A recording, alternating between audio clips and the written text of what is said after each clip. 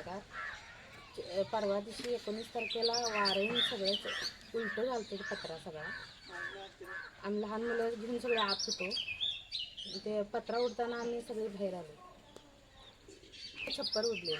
बर, याच्यामध्ये कुणाला हानी वगैरे झालेली आहे? नाही नाही, हानी काय नाही. पण संसार उपयोगी साहित्य तुमचं सगळं उडून गेल्यामुळे सगळं पाणी आत होतं. अंतरून बिंतरून सगळं काय असेल ते सगळं भिजलं.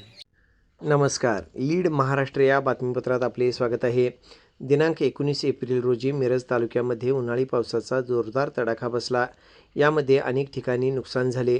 यामध्ये काही घरांचे तसेच द्राक्ष बागांचे खरड छाटणी झालेल्या बागांमध्ये काडी तयार होण्याच्या अवस्थेत गारपीट झाली. त्यामुळे द्राक्ष बागायतदार शेतकऱ्यांचे मोठे नुकसान झाले आहे. पपई, केळी या बागांचेही अतोनात नुकसान झाले. याची पाहणी करण्याकरता आज बेडग जिल्हा परिषद गटाच्या सदस्या सौ अस्मिता बाळासाहेब होनमोरे यांनी नरवाड या ठिकाणी भेट दिली. यामध्ये महावीर अण्णासो बळगार यांच्या घराचे पत्रे उडले व संसार उपयोगी सर्व साहित्य पावसात भिजले व घराचीही पडझड झाली, नुकसान झाले. याची पाहणी जिल्हा परिषद सदस्या यांनी केली.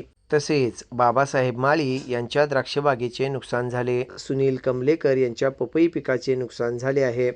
प्रगतिशील शेतकरी तात्यासाहेब पाटील, कलगोंडा सदाशिव पाटील यांच्या केळीचे मोठ्या प्रमाणात नुकसान झाले. या सर्व शेतकऱ्यांच्या शेतीमध्ये जाऊन बेडग जिल्हा परिषद गटाच्या सदस्या सौ अस्मिता बाळासाहेब होनमोरे यांनी पाहणी केली. त्यांच्याबरोबर जिल्हा बँकेचे डायरेक्टर माननीय बाळासाहेब होनमोरे, नरवाड गावचे लोकनियुक्त सरपंच माननीय मारुती जमादार, माजी सरपंच MK अण्णा माळी, सोसायटीचे चेअरमन महेश कांबळे, मेजर राजेंद्र बन्ने, सतीश कुमार माळी, ग्रामसेविका उज्ज्वला आवळे मॅडम, मारुती नागरगोजे, तानाजी कुर्ले, बबन गंगणे, देवानंद चव्हाण, धनाजी पाटील तसेच इतर ग्रामस्थांनी भेट देऊन नुकसानग्रस्त भागाची पाहणी केली. यावेळी बोलताना जिल्हा परिषद सदस्या सौ अस्मिता बाळासाहेब होनमोरे यांनी संबंधित शेतकऱ्यांचे मोठ्या प्रमाणात नुकसान झाल्याचे सांगितले. संबंधित शेतकरी तसेच ज्यांच्या घराचे उन्हाळी पावसामुळे नुकसान झाले आहे त्यांना तातडीने मदत मिळवण्यासाठी पाठपुरावा करणार असल्याचे सांगितले. मी आता नरवाड या गावी ठिकाणी मी इथं आलेली आहे. मी म्हणजे पत्रा उडून पूर्णपणे इथलं या एरियातलं जे आहे ते पत्रा उडून पूर्णपणे त्यांच्या घराचं सगळं परवा दिवशी पडलेलं आहे. त्यांचं जे संसार उपयोगी साहित्य वगैरे आहे ते सगळं भिजलेलं आहे. आणि पूर्णपणे अशा अवस्थेत असताना कुटुंबाला आम्ही पाहणी आणि कुटुंबाची आम्ही त्या दखल घ्यायला आम्ही इथे पोचलेलो आहोत. आणि ग्रामसेवक मॅडमसुद्धा आपल्या आहेत, उज्ज्वला आवळे मॅडमसुद्धा त्या माझ्यासोबत आहेत.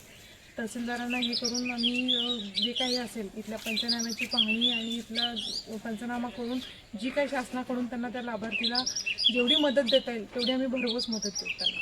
आणि त्यातून पण जरी काही राहिलं किंवा काही शिल्लक राहिलं तर त्याचं रिपोर्टिंग करून ग्रामसेवकांच्या पाठीमागं लागून त्या कुटुंबाला जेवढा लाभ देता येईल तेवढा आम्ही लाभ द्यायचा प्रयत्न. दुपारपासून अवकाळी पावसानं, गारपीटनं आणि प्रचंड नुकसान झाले. आज नरवाड गावामध्ये आम्ही बघितलं.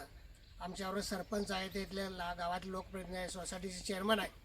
त्यांनी आम्हाला ज्या ज्या नुकसान झालेल्या सगळ्यांच्या भेटी घातल्या. आज आम्ही एक घर बघितलं, अक्षरशः पत्रे उडून गेले.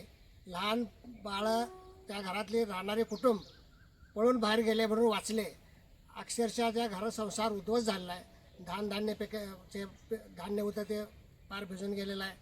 कपडा लत्ता भिजून गेलेला आहे, नुकसान झालेलं आहे. द्राक्षे बागेच्या तर आत्ता खरड छाटणी झाल्यानंतर आत्ता ते काड्या पक्व व्हायला लागल्या होत्या थोड्या थोड्या, त्या अक्षरशः उद्ध्वस्त झाले. शेतकऱ्यांचं खूप मोठं नुकसान झालेलं आहे. पपईची बाग बघितली, केळीची बाग बघितली, ऊस बघितला. अक्षरशः ऊसावर सुद्धा गारा पडून ऊसाची सुद्धा पानं फाटलीत, अशा अवस्था झाल्या. आज मी नक्की सर्वांना शब्द दिला आहे. अधिकाऱ्यांशी, अगदी तहसीलदार साहेबांशी, प्रांतसाहेबांशी माझं बोलणं झालेलं आहे. आम्ही त्यांना योग्य पद्धतीनं आदेश दिलेला आहे. त्यांनी आता शब्द दिला आहे की लवकरात लवकर आम्ही पंचनामे करू, सत्य परिस्थिती शासनाला दाखल करू आणि जेवढं जास्त मोबदला देता येईल तो देण्याचा आम्ही प्रयत्न करू. आज बघितलं, आज म्हैसाचं पाणी आल्यामुळे थोडासा शेतकरी उत्साही होता. हातातोंडाला आलेला घास उद्ध्वस्त झालेला आहे. त्यामुळं निश्चितपणानं यांना आधार देण्याचं काम आमचे जिल्हा परिषद सदस्य, या गावचे सरपंच आणि आम्ही सर्वजण लोकप्रतिनिधी करीत आहोत शेतकऱ्यांना आधार देण्याचं. आणि भविष्यामध्ये फक्त हाच आधार नव्हे तर यांना आधुनिक शेती करण्यासाठी जर काय एखादा लागलं, एखादा उद्योग व्यवसाय करणार असतील तर हे सुद्धा आम्ही नक्कीच सहकार्य करू, हे आज आम्ही यांना शब्द देतो आहे. आणि यांच्या जे आता आपत्ती आलेलं आहे, या आपत्तीतून सावरण्यासाठी जेवढं सहकार्य करता येईल तेवढं मी करू.